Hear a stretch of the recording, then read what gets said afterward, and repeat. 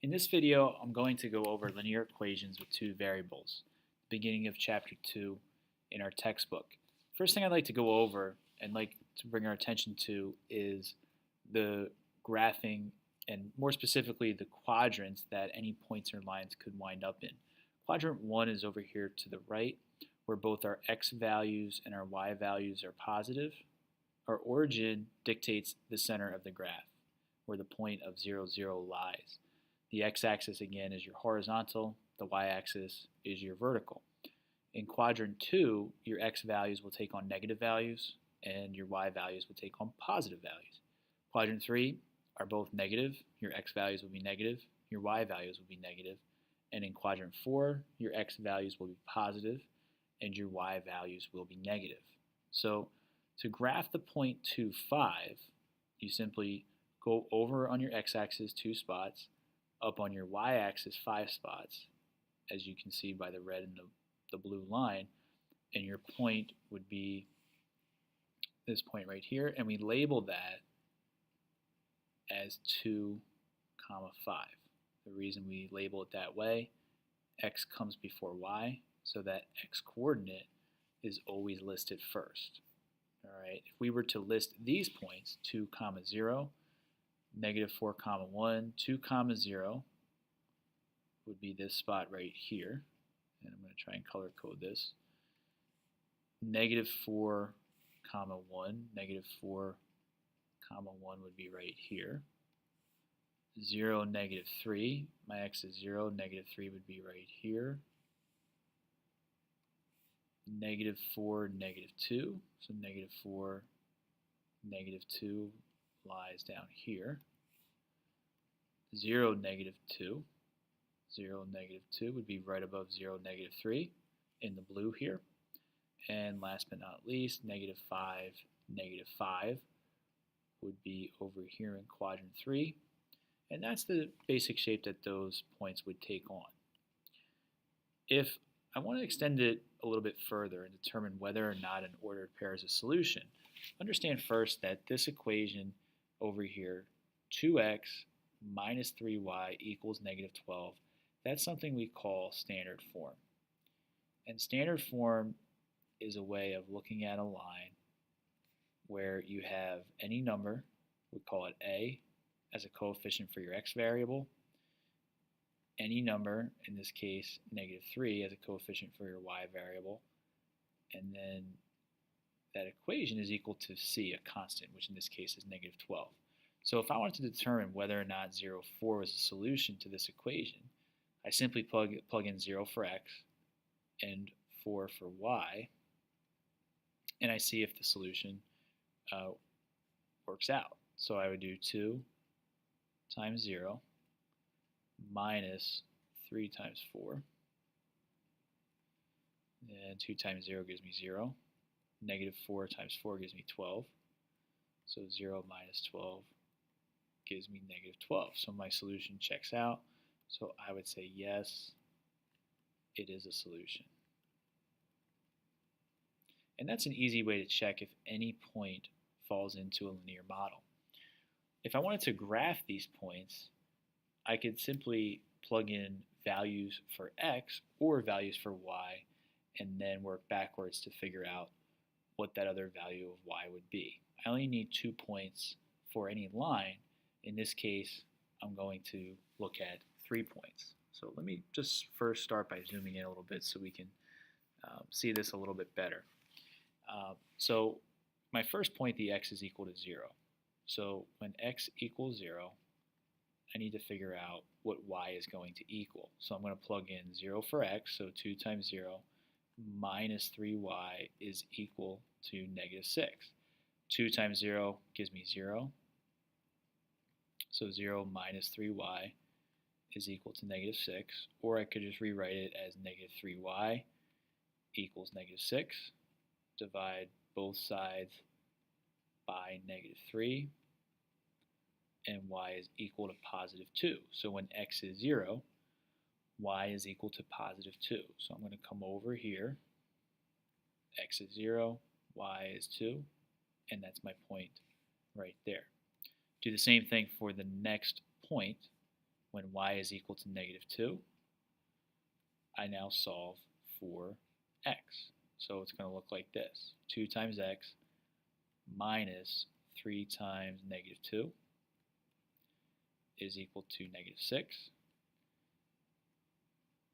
And once again, I just want to solve for x. So I'm left with 2x plus 6 is equal to -6. Subtract the 6 from both sides. So these cancel. I'm left with 2x is equal to -12. Divide by 2. These cancel. X is equal to -6 when y is equal to -2. So now I can plot this point -6, -2, which is right here. And now I have enough to draw in my line. And I'm going to show you a different way to get the y value for this point. If I just go ahead and draw this in, alright, I'm not the best at drawing a line without a ruler, but it's going to take on a value like this, okay? Now, if I'm trying to find where y is when x is +4, I can go over here and get a rough estimate to be 5, but I don't know about you, I don't trust the way I drew this line. So I'm going to come over here to Desmos. Bear with me one moment.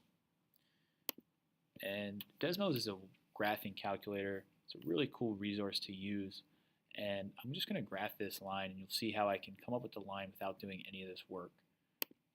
So bear with me. That equation was 2x minus 3y equals -6. So 2x minus 3y equals -6. And see how I see those same 2 points, -6, -2 back here. And if I click and drag on this line, I can eventually go up to where x is equal to 4. And I'm glad that I drew this line in, because at 4, it's not equal to 5. Y is equal to 4.667, or 4 2/3. So if I go back to my table, I would say at 4, y is equal to 4.67, or 4 2/3. Okay. Let's go on to the next example. All right.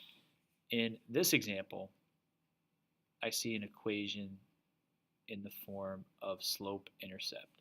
So slope-intercept form is y is equal to mx plus b. Once again, this is called slope-intercept.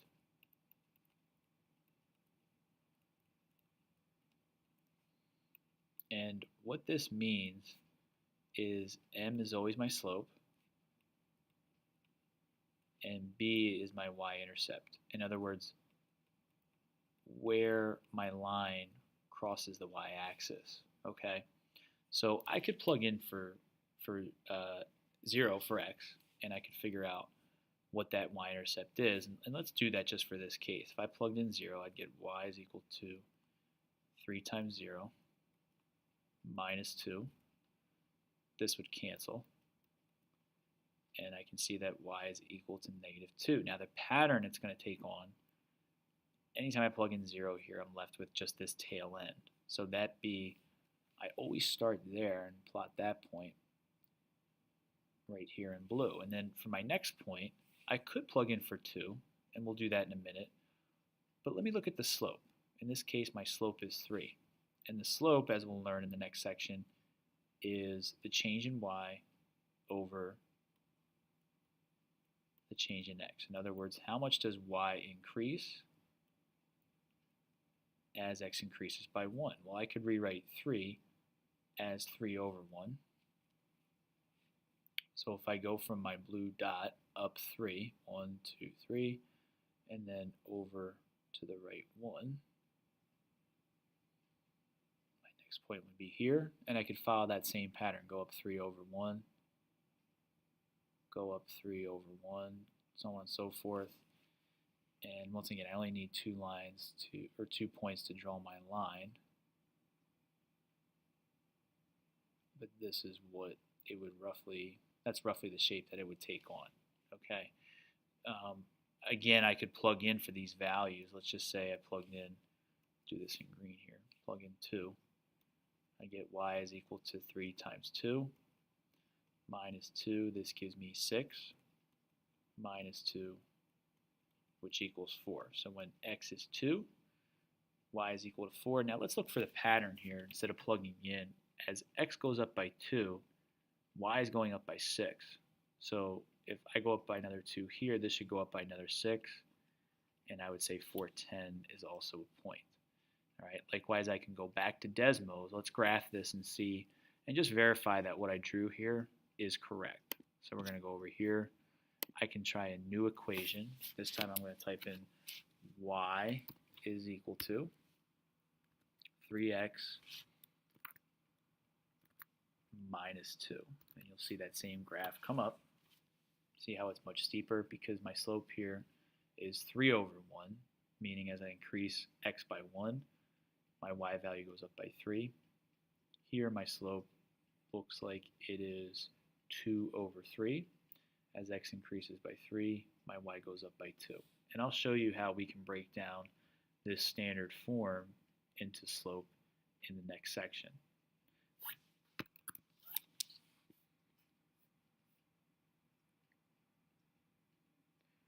We can do fractions as well. Once again, this is in slope-intercept form, so I'm going to start by graphing my y-intercept is positive 1. So it'll be this point here in green. Let me just color code this so we can go back and see. And now my slope, once again, the change in y over the change in x is equal to 1 over 4. So what this means is as x goes up by 4, y is going to go up by 1. So I'm going to go over 1, 2, 3, 4, up 1. I can do that pattern again. Go up by 4, up 1. See how less steep this line is versus the previous example. All right, and that's because this fraction, 1/4, the slope in the previous example was positive 3 over 1. 3 is bigger than 1/4, so 3 is steeper than 1/4. All right, let's double check this equation just to make sure it's right in Desmos. So I'm going to replace that 1/4 with a decimal of 0.25. So let's do y is equal to 0.25x plus, what's my y-intercept again, plus 1. And you can see that green takes on roughly the same shape as this line over here. The x and the y-intercepts are, we already looked at the y-intercept. It's when the line crosses through the y-axis or when we substitute x in for 0. The x-intercept is when we plug in 0 for y and we see where the line crosses the x-axis. So the easiest way to figure out both is to plug in 0 for each one. So to find the y-intercept, the equation I'm going to use is 4 times 0 minus y equals 8. And I can see that this cancels. So negative y is equal to positive 8. So if I divide by negative 1, positive y is equal to negative 8. So what does that mean for me? It means that when x is 0, y is equal to negative 8. So that's my y-intercept, that red point over there. If I want to do the x-intercept, I'm going to take it through the same steps, but now I want to plug in 0 for y. So 4x minus 0 equals 8. This cancels. 4x is equal to 8. Divide by 4. X is equal to positive 2. So I come over here. Positive 2 is this point right here. And if I connect these two dots,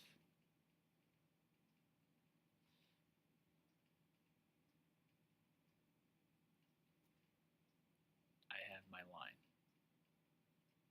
All right. Just to check, let's go over to Desmos and see if this checks out and works the same way. So 4x minus y equals 8. 4x minus y equals 8. All right, that line in purple looks to be the same shape as I have over here. See, it crosses at 2, crosses at 2. If I scroll down, crosses at -8, crosses at -8.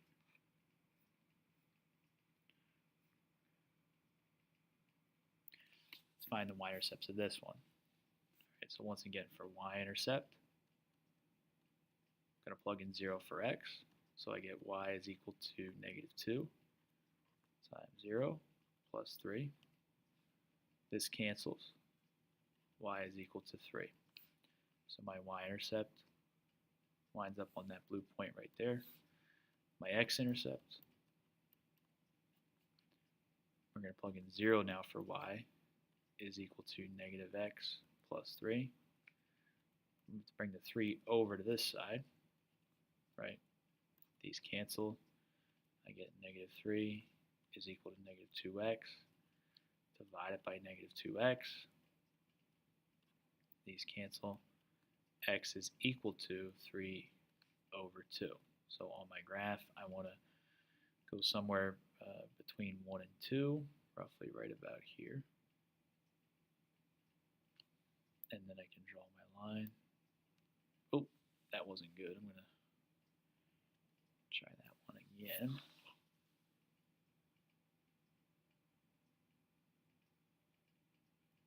That looks a little bit better. And once again, like we've been doing, let's take a look at this one in Desmos and make sure our y-intercepts and x-intercepts are correct. So y equals -2x plus 3. Y equals -2x plus 3. Takes on this shape right here. Our y-intercept is 0, 3. Our x-intercept is 1.50. Once again, 0, 3, 1.50. We'll do one more. So find the x and y-intercepts of y equals -1/2. Okay, this one, if I start with the y-intercept, I'm going to plug in 0 for x. So y is equal to -1/2 times 0. So y is equal to 0. So x-intercept, well, let's plot this one first. So when y is equal to 0, x is equal to 0. So it's going to go through the origin. And for my x-intercept, I'm going to plug in 0 for y. So 0 is equal to -1/2 times x. Now, what you're going to see here is if I solve for x,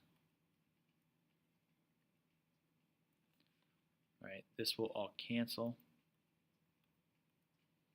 I'm left with x is equal to 0. So the x-intercept and the y-intercept fall on the same line. So I still need another point.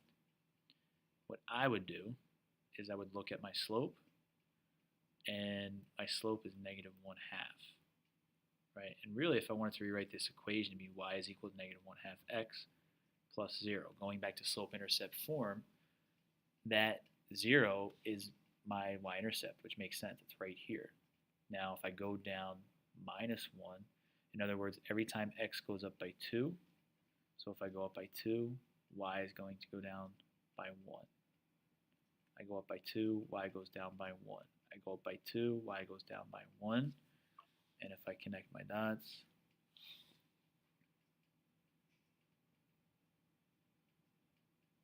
my line will look like this. All right. Just to check, because this one was a little bit different, let's take this equation and plot it in Desmos. Y is equal to, I'm going to convert that to -0.5. Y is equal to -0.5x. And we can see that red line roughly take on the same shape. See how my y-intercept is 0, 0. And as I go down every 2, or I'm sorry, as I go over every 2, my y goes down by 1.